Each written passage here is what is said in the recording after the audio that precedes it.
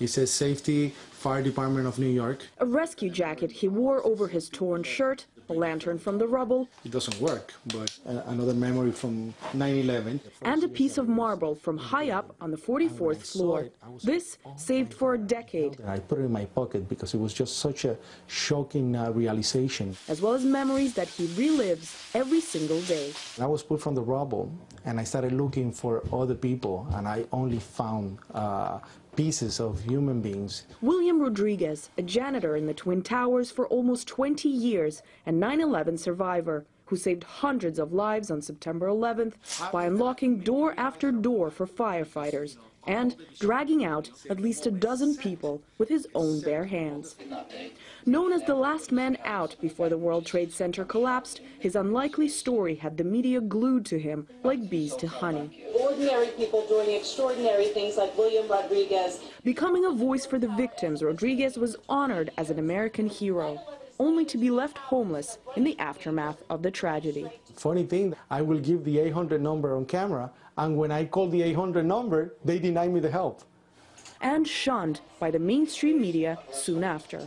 Censorship. I believe that censorship started from the very beginning, because when I was telling my story, they told me, oh, cut this out, cut this out. No longer a sweetheart of American broadcasts, William now talks mostly to foreign outlets. The reason? His version of 9/11 differed from the official scenario.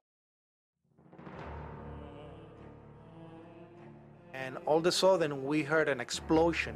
It was a huge explosion that came from under my feet, meaning that it came from the sub-levels between B2 and B3. And then there was a huge explosion at the top of the building. You could hear the difference from the bottom and all the way through the top. The one from the top, which was actually seconds after, was heard very far away. The one at the basement was pretty loud, and you felt your actual feet moving with the floor.